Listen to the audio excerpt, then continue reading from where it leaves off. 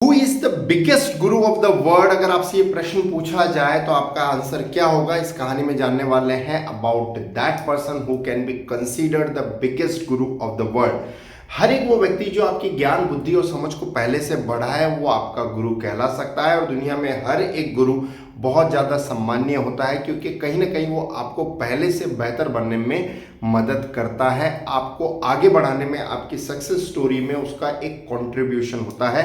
तो आज की कहानी इस प्रकार की है जिसमें आपको ना सिर्फ दुनिया के सबसे बड़े गुरु के बारे में पता चलेगा बट साथ ही आप अपना समय, पैसा और एनर्जी भी बचा पाएंगे in order to identify about that particular person.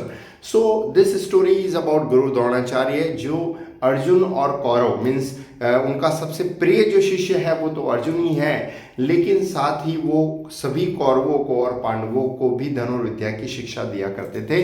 तो एक बार जब वो शिक्षा दे रहे थे धनुर्विद्या की, तभी वहाँ एक ग्रामीण शूद्र परिवार का लड़का आया जिसका नाम था एकलव्य। अब ये जो लड़का है अपनी इच्छा को एक्सप्रेस करता है कि मुझे धनुर्विद्या सीखनी है। इंग्लिश में इसको बोलते हैं आर्चरी, या I wish to learn the archery from you. और यहाँ गुरु द्रोणाचार्य कहते हैं I am compelled to teach only to the Kauravs and to the Pandavs. Means मैं मजबूर हूँ, मैं विवश हूँ कि मैं सिर्फ कौरवों को और पांडवों को ही शिक्षा दे सकता हूँ।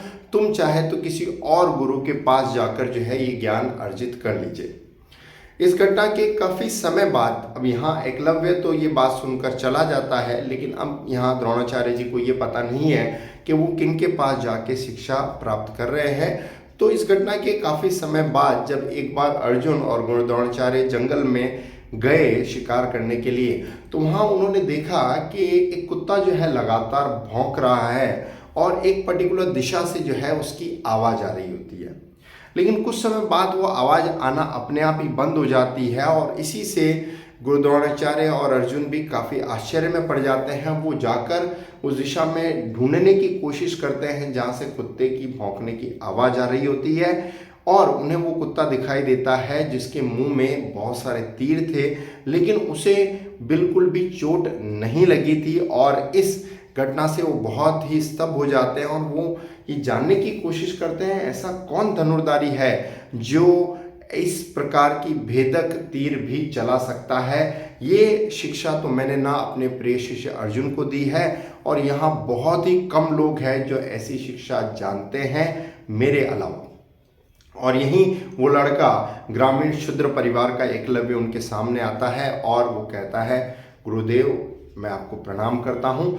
और यहाँ वो भी आश्चर्य में पड़ जाते हैं और पूछने की कोशिश करते हैं, कौतूहलवश जिज्ञासावश ये जानने की कोशिश करते हैं कि हु इज योर गुरु, तुम्हें इस प्रकार की भेदक चीज़ें किसने सिखाई है। तो यहाँ एकलव्य अब वो रहस्य बताते हैं कि ये सारी चीज़ें मैंने आपकी एक मूर्ति बनाई है और उसके सामने रोजाना मैं प्रणाम कर कर जो है लगातार प्रयास करता हूँ, अभ्यास करता हूँ, रियाज करता हूँ, प्रैक्टिस करता हूँ। और यहाँ गुरु द्रोणाचार्य कहीं ना कहीं इस फैक्ट को समझ चुके होते हैं कि चाहे टीचर कितना भी बेहतरीन क्यों ना हो, लेकिन विद्यार्थी अगर अभ्यास ना करे, प्रैक्टिस ना करे तो उसको वो रिजल्ट नहीं मिलेगा।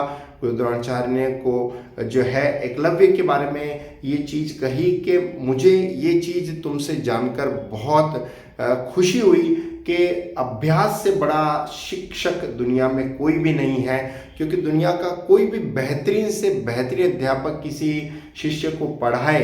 क्योंकि यहाँ गुरु द्रोणाचार्य जो है वो कौरवों और पांडवों को प्रत्यक्ष रूप से फेस टू फेस मीन्स उनके सामने प्रेजेंट होकर उनको लगातार बार बार गाइड कर कर जो है वो शिक्षा देने की कोशिश कर रहे थे। लेकिन फिर भी उनकी क्लास में उनके सामने जो प्रत्यक्ष रूप से उपस्थित थे वो विद्यार्थी इतना बेहतरीन शिक्षा आर्चरी के बारे में नहीं प्राप्त कर पाए जितना जो है एकलव्य ने इस शिक्षा को प्राप्त किया। और गुरु द्रोणाचार्य ने यहाँ इस चीज़ को बहुत अच्छी तरीके से बताया कि दुनिया में अभ्यास से बड़ा शिक्षक कोई नहीं है। आई बिलीव उस कहानी के माध्यम से मैं आपको ये अंडरस्टैंडिंग डेवलप करने में मदद कर पाया होगा कि हर एक चीज़ सीखने में गुरु का कंट्रीब्यूशन हो सकता है बहुत लिमिटेड है कंपेयर टू योर प्रैक्टिस। क्योंकि गुरु चाहे एक आपको चीज सिखा रहा है और उसी एक चीज की आपने 1000 बार प्रैक्टिस कर ली है कि आप जब भी उस चीज को प्रेजेंट करने को कहा जाए आप बेहतरीन तरीके से प्रेजेंट कर सकते हैं। तो आप उन सभी विद्यार्थियों से जो प्रत्यक्ष रूप से गुरु के सामने सीखते हैं उनसे भी आप बेहतरीन उस चीज में बन पाएंगे। बिकॉज दुनिया में प्रैक्टिस के अलावा ऐसी कोई चीज नहीं है जो आपको परफेक्ट कर दे। Means no school, no college, no university, no academy, no coaching classes can make you perfect in anything until and unless you do not take an initiative to do the countless or rigorous practice। Means किसी भी चीज में आप एक सख्त और कड़ी practice नहीं करते हैं तो आप उस चीज में बेहतरीन नहीं बन पाते हैं।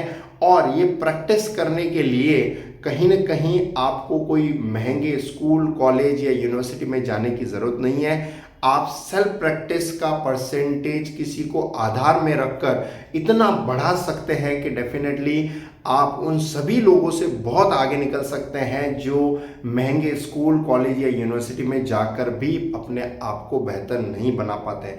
आई बिलीव इस कहानी के माध्यम से आपको आपकी प्रैक्टिस को बढ़ाने में पहले से बहुत ज़्यादा मदद मिलेगी। Because without practice you cannot somewhere feel the perfection in your field। अगर कहानी अच्छी लगी है तो फैमिली मेंबर्स और फ्रेंड्स को ज़रूर शेयर करें और चैनल पर नए तो सब्सक्राइब करें ताकि और भी ऐसी यूजफुल वीडियोस देख पाएं। Ultimately thanks for watching.